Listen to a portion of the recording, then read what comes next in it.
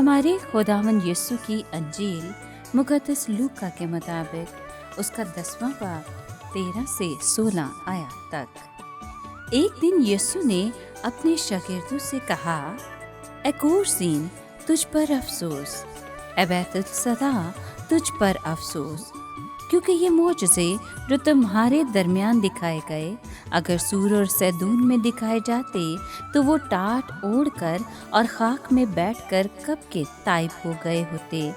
सूर और सैदून का हाल अदालत के दिन तुम्हारी निस्बत ज़्यादा काबिल बर्दाश्त होगा। और ए कफरनहूम, क्या तू आसमान तक बुलंद किया जाएगा? तो आल में असफल में उतरेगा।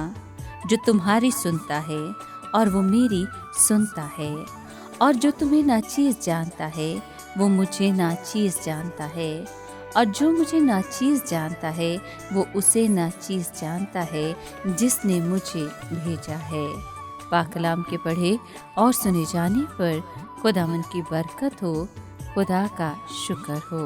अजीज दोस्तों, आज के कलाम में हमने सुना कि मसीह यीशु इस पुष्ट पर तनकीद करने के बाद शहर खुर्जीन, बैतुल-सदा और कफरनहूम पर भी तनकीद करते हैं, जहां उन्होंने बड़े बड़े मौजज़े किए थे। उन्होंने कहा कि अगर वही मौजज़े फिनके के शहर सूर और सैदूम में करते तो वो ज़रूर तौबा करते, हालांकि ये गैर यहूदी शहर थे। यीशु ने कफरनहूम का भी जिक्र किया, जहां वो गलील में खिदमत करते वक्त ठहरा करते थे।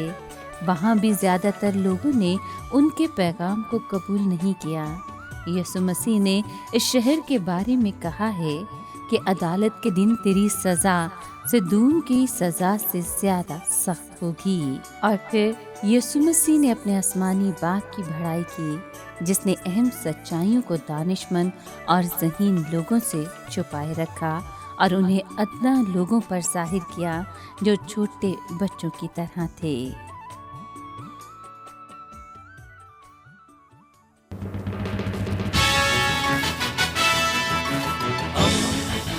दोस्ती का पैगंबर, रेडियो वेरितास एशिया।